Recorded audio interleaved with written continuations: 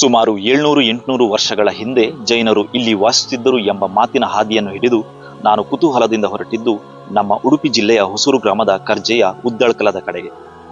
Welcome back to ನಮ್ಮೂರು ಕರ್ಜೆ.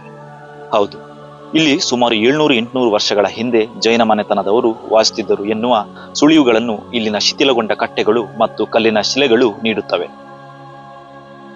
ಸ್ಥಳೀಯರ ಮಾಹಿತಿಯ ಪ್ರಕಾರ ಸೂರಾಲಿನ ಮಣ್ಣಿನ ಅರಮನೆಗೂ ಇಲ್ಲಿನ ಜೈನ ಮನೆತನದವರಿಗೂ ಸಂಬಂಧವಿತ್ತು.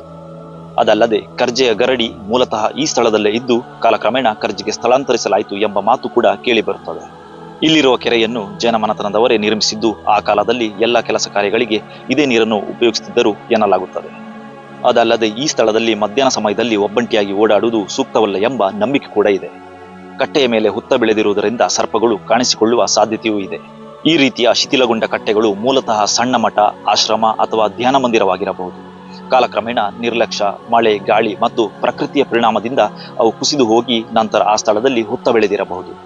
ಇಂತಹ ಸ್ಥಳಗಳ ಬಗ್ಗೆ ಜನರು ಹಲವಾರು ಕಥೆಗಳು ಮತ್ತು ಕಲ್ಪನೆಗಳನ್ನು ಹೇಳಿಕೊಳ್ಳುತ್ತಾರೆ. ಇಲ್ಲಿ ಜೈನರು ವಾಸ ಮಾಡುತ್ತಿದ್ದರು, ಇದು ಪವಿತ್ರ ಸ್ಥಳ ಎಂಬ ನಂಬಿಕೆಗಳು ಜನಪದ ಪರಂಪರೆಯ ಭಾಗವಾಗಿರಬಹುದು. ಕೆಲವು ಸಂದರ್ಭಗಳಲ್ಲಿ ಇವು ಇತಿಹಾಸದ ತುಣುಕುಗಳನ್ನು ಒಳಗೊಂಡಿರಬಹುದು. ಆದರೆ ಖಚಿತ ಮಾಹಿತಿಗಾಗಿ ಪುರಾತತ್ವ ಅಧ್ಯಯನ ಅಗತ್ಯವಿದೆ. ಒಟ್ಟಿನಲ್ಲಿ ಈ ದೃಶ್ಯವು ಕೇವಲ ಒಂದು ಶಿಥಿಲ ಕಟ್ಟೆಯಲ್ಲ, ಅದು ಒಂದು ಕಾಲದ ಜೀವನ ಶೈಲಿ, ಧಾರ್ಮಿಕ ಆಚರಣೆಗಳು ಮತ್ತು ಪ್ರಕೃತಿಯೊಂದಿಗೆ ಮಾನವನ ಸಂಬಂಧವನ್ನು ನೆನಪಿಗೆ ತರಿಸುವ ನಿಶ್ಶಬ್ದ ಸಾಕ್ಷಿಯಾಗಿದೆ.